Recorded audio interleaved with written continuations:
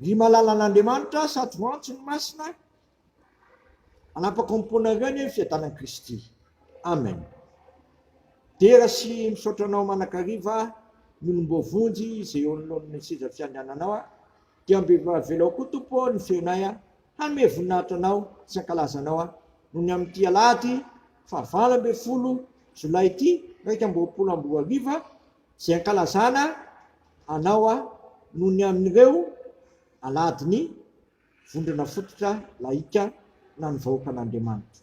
Koa avelao tompo anako ako ampony olona tsirairay ny famonjena izay vitanao ka ahafahany mankalazanao sy mideranao manakariva noho ny maha olombovonjy azy. Dia izany ry nesaka tanay sy tsapanainay amin'ny alalany hafatrao sy zaraina amin'ny alalan'izao mofinainy izao. Amin'ny anaranao Jesosy teny tomponofo naovana izany vavaka izany. Amen.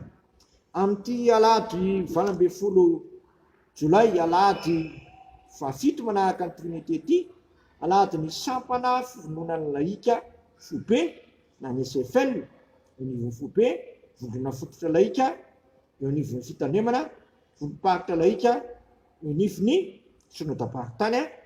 Ny anjara mofinaina antsika dia Filipianina 3:7.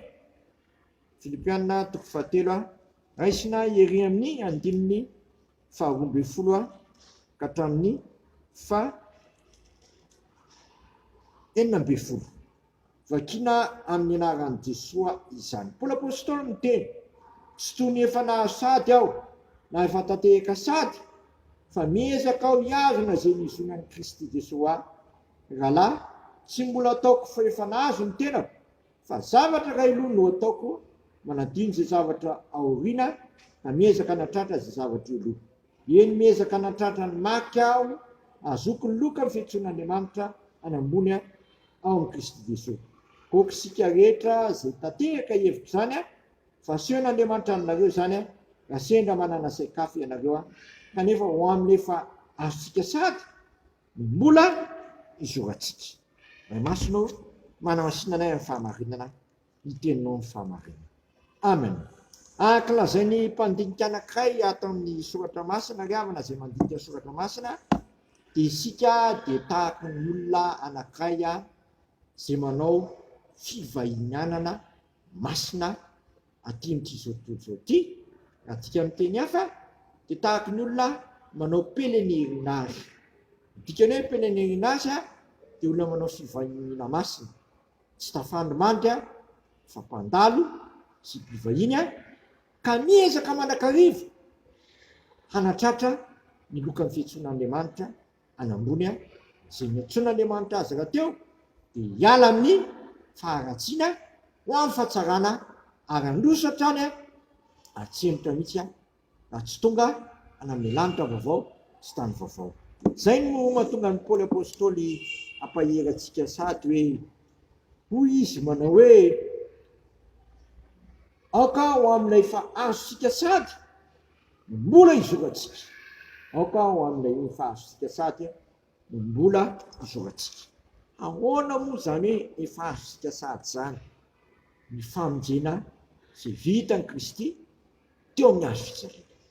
Efa vitan'i Kristy teo amin'ny hazo fijaliana ny famonjena sy famonjenanao ary famonjenan'ity zao tontolo izao ity. Kanefa eo anatin'izany dia ambaran'ny Paoly apôstôly koa etsakilany, tsy toy ny efa nahazo sady aho nefa tantehaka sady, fa miezaka aho hiazona izay nizonan'i Kristy. Tsy mbola ataoko hoe efa nahazo ny tenako, tsy mbola nataoko hoe efa nahazo ny tenako. Tsy eritreritra isika na varimbarina fa vitan'i Kristy ny famonjena dia petrapetra-poana fa hanatsara andro aman'alina ny fifandraisako sy fifandraisanao ny fifandraisantsika tsirairay avy amin'Andriamanitra amin'ny fimanjinantsika ilay lokany fiantsoan'Andriamanitra anambony ao amin'ny Kristy Jesosy. Zay moka hobana ao am-pontsika sy eritreretritsika andro aman'alina.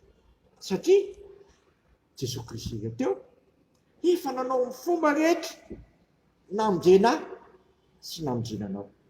Inona kosa no manjara andraiki tao sy andraiki tro agny andraikitsika rehetra manoloana zany famonjena nataon'i Kristy zany, mila miezaka sika hiazona zay nizorona an'i Kristy atsika. Miezaka mafy mihitsy. Kristy efa miazona atsika, tsika koa mila miazona mafy ak'izay hery nizorona an'i Kristy atsika izay. Dia mifampiazona zaho sy Kristy, sy ianao sy Kristy, ary sika Kristy.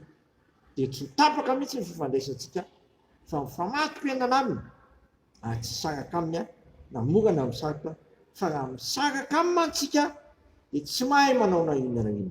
Zany raha teo moa ny teny fanevantsika FJKM zao efa tena manaraka zao dia miorena tsara, mifikira oka tsy hiala amin'ny Kristy, fa raha tafasaraka amintsika dia mahatry indrindra, satria amin'ny Kristy ihany no hanamarinana no hanamarinana anao ary hanamasinana sy hanamasinana anao ary hanadiovana sy hanadiovana anao. Eto am-pamaranana ary dia ambarany apôstôly amintsika, aoka otsaitsika manan-kariva hoe aoka rehefa azosika sady no mbola izorantsika ambaram-piavan'i Kristy eny ambony lanitra dia androsatrany ary androsatany satria raha mihemotritsika dia mihemotra amin'ny fahavazirezana ary mandroso koa isika dia mandroso amin'ny famonjena fanahy. Doaniko sy aminao anie zany ambaram-piavan'i Kristy eny ambony lanitra. Amen. Dia raha sy misaotra anao zay raha io fa etsiketsika ao ny saina aman'eritreritra mba tsy hatoritory sy tsy ho tafandimana, fa hevitra manan-kariva zay efa nitsonao anay sy namonjenonao anay ho afaka amin'ny faharatsiana sy hampandrosoana anay amin'ny fahatsarana. Koa zany efa azo anay izany sady no ka mbola izoranay ary ezak'izay fa tsy ho tafandimana ny amin'ny hanatsara ny fifandraisanay aminao tahaka ny fanatsaran'ny olona ny teknôlôjia manakaiky dia mba ezaka koa zay mba hanatsara ny fifandraisanay aminao. Akana amin'izy moa zay fa ianao no manana ny teny fiainana anak'izay. Dia ataovy marina amin'ny voakanao tsirairay avy zany, na vaiza iny na vaiza, ary na aiza izy na aiza dia oka amin'ny mandrakariva zany teninao zany dia le teny teo ambavany apôstôly hoe oka rehefa azosika sady no zorantsika. Dia sitrakay ny ary hivavaka hoe rainay zay ny an-danitra, amasina ny aminaranao, ho tonga anie ny fanjakanao, atao anay sitraponao ny dia tany tahaka ny an-danitra, mena inona ny nasazo anay ary mamela ny helokainy tahaka na hamelanay zay mioka taminay aiza mitondra anay mifakapanahy fa manafanay amin'ny ratsy manao fanjakana sy ny hery amin'ny voninahitra manak'izay. Amen. Tanterahany tompo amintsika anie zay todrano zay tonona amina raisana ka fanamasina zao. Mifalia mandrakarivo amin'ny tompo ho izany indray mifalia, aoko ho fantatry ny olona rehetra ny fandeferanareo ifambiakaiky ny tompo. Aza manana inona na inona foka ny fivavahana sy ny fonana mba misaona no entinareo manambara amin'ny fangatanareo amin'Andriamanitra amin'ny zavatra rehetra ary ny fiadanan'Andriamanitra zay mihoatra no fahalalana rehetra ihany ny fonareo sy ny hevitrareo amin'ny Kristy Jesosy. Matoky sy ny antso anareo sady izy ihany manefy izany. Amen. Voninahitra aneo an'Andriamanitra rery ihany amin'ny anaran'ny Ray sy ny Zanaka ary ny fanahy masina. Amen.